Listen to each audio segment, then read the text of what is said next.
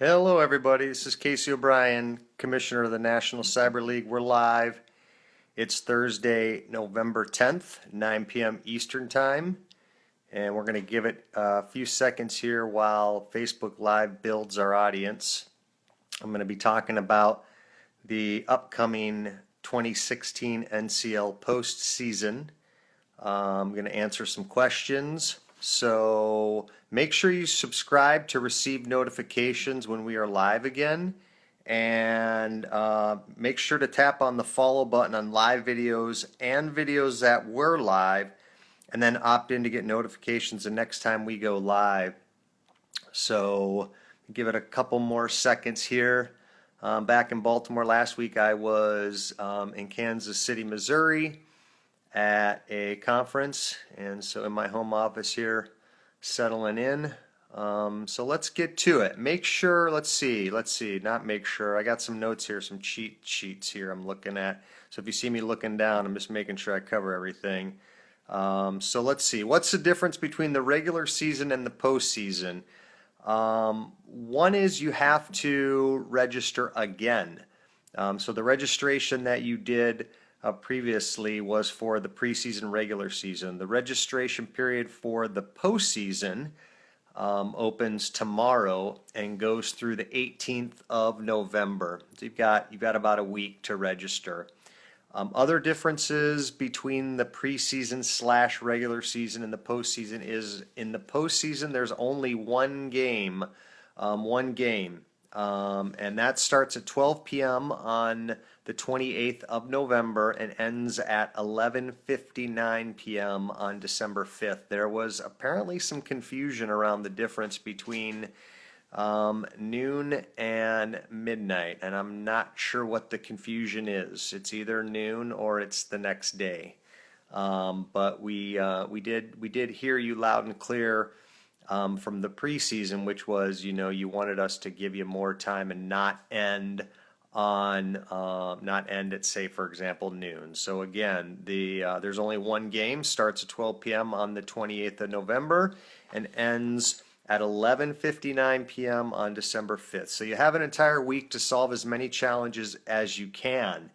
Other differences between the postseason and the preseason / regular season is that unlike the preseason / regular season games, in the postseason, you are encouraged to work together with players on your team to solve the challenges. So if you haven't figured it out yet, the postseason is really designed for teams, right? We want you collectively working together in teams to solve these challenges. The postseason game competencies are the same as those from both regular season games, so it includes open source intelligence, network traffic analysis, scanning and reconnaissance, password cracking, web app security / exploitation. You got some log analysis, some wireless security stuff, some crypto, and some enumeration. In order to participate in the postseason game, all the players on a team must have a 2016 NCL fall season username. Now, this may be something we change for the spring, but for right now, in effect, you have to have an NCL username. There's some questions about, well, do I need to have participated in the preseason or the regular season game 1 and 2 to participate in the postseason? Theoretically, no. The main requirement is you do have, though, a fall 2016 username, right? So that's the main requirement. You need a team captain. Schools can have between 5 and 10 players per team. So if you're at a school with fewer than 5 players, you can negotiate what we call a collaborative team. From players with another school, you just contact us and we'll help form those teams for you. In effect, what we'll do is we'll put you all together, right? We'll share your emails with each other, and you'll have to figure out who the team captain's going to be, what the team name's going to be, who's going to pay the $25 team fee. I should note that these collaborative teams can compete in the postseason game, but will be placed in what we call the pewter bracket, which means basically you're not ranked or you're not eligible for awards, but you certainly will be able to see your score and you'll be able to compare that to how other teams did, and you'll be able to participate nonetheless. Schools can have any number of teams compete in the postseason. So if you have, if you have 50 students at a school, and you have 50 students at a school, and um, you want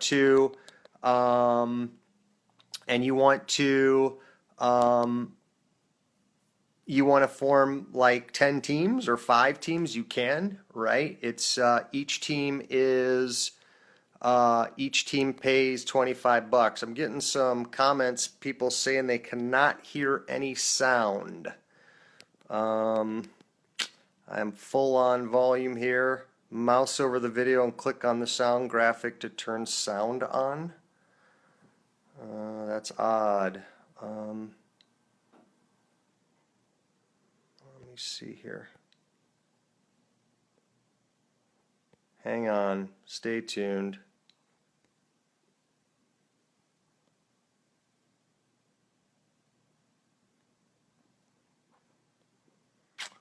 I can hear you, Leah says. Not you, the listener. I hear you fine. Okay, thanks, Stephanie. Thanks, Tom. Thanks, Chuck. Okay, appreciate that feedback. So as I was saying, schools can have any number of teams participate. So that's a main difference between the NCL, right? Unlike other competitions where you can only have perhaps one team per school, say maybe 8 players per team, you can have as many teams as you want. Remember, it's a minimum of 5, maximum of 10. We use an algorithm to help determine the bracket that you are in, and it's based on the score, the combined total of all the players on a team from both of their regular season games. And we add all those up, and then we divide by the number of the players on a team, and we come up with an average, and then we have a point total for gold, silver, and bronze brackets, and your team gets placed in one of those brackets. So that may help you in thinking about how you want to organize your teams. Maybe you want to have a team of just all gold players and a team of all silver and a team of all bronze, or perhaps you want to mix it up, or you don't have a choice. You only have 6 people, and that's all you have. But no, that in effect is kind of a high level description of how the brackets are handled. So in effect, right, your team will get put into a bracket. Again, like the preseason, regular season challenges, though, you will get access to all of the challenges, regardless of the bracket, right? So there are easy, if you will, challenges. There are mid-level challenges, and then there are more advanced challenges for players at all different skill and knowledge levels. Let's see. In the event of a tie, the team with the highest overall accuracy, that is flag captures divided by flag attempts, right? That's your accuracy percentage, will be used to break the tie. In the event of a tie after that, we use the time submitted, so the first team to submit a correct flag, if you will. Team award certificates will be presented to teams at the top of their conference and national brackets. And I mentioned that we'll be using the same competencies from the regular season. So that's really it. Are there any questions for folks out there in Facebook Live land? I want to thank those for joining: Leah, Stephanie, Chuck, Tom, Kenneth, William. So if not, then that's a wrap. I want to say you can tap on the follow button on live videos and videos that were live, and then opt in to get notifications the next time we go live. We are going to be making this recording available via the NCL YouTube channel. So tell your colleagues, tell your fellow students and coaches that if they miss tonight, this will be available. And as always, if you have any questions, you can contact us at info@nationalcyberleague.org. Looks like there are a couple questions coming in. Chuck, I'm not sure. Will postseason go towards the scouting report? It will not. Postseason, the scouting report is really geared for the individual play. It's kind of difficult to do scouting reports for individuals on a team, right? When you have a team event, I mean, the right? What you'd have to do fundamentally is assign players into positions like, Chuck, you're the firewall guy, and, Sally is the Linux admin, and Thomas is the Windows admin, and I'm the team captain. As long as everybody stays in those positions and only solved challenges related to those player positions, right? That's about the only way you can really do the scouting reports. So good question. Can we play with the servers still? I'm presuming, Brennan, that you mean the challenges in the stadium. So I don't believe those are available outside of the game. I saw your email earlier. Haven't had a chance to reply, and also thanks for your write up. It looked really good. Is there a good place for practice, William? The best place to practice is a couple places, two places really. The gymnasium that has lab exercises, get in there. We've got 4 gyms throughout the country. East.nationalcyberleague.org, Midwest.nationalcyberleague.org, and then West 1 and West 2.nationalcyberleague.org. And there's like 40 hands-on lab exercises. If you also go to nationalcyberleague.org, on the fall season link at the top of the website, if you click on that and scroll down, there is a preparation link, and there are maybe, I don't know, 5 or 6 challenges from last fall season that we make available. There are PCAP files, right, trace files there.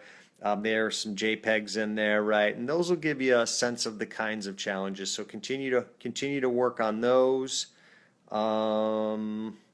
Let's see, Willie Cura. Willie, looks like your question kind of broke up there.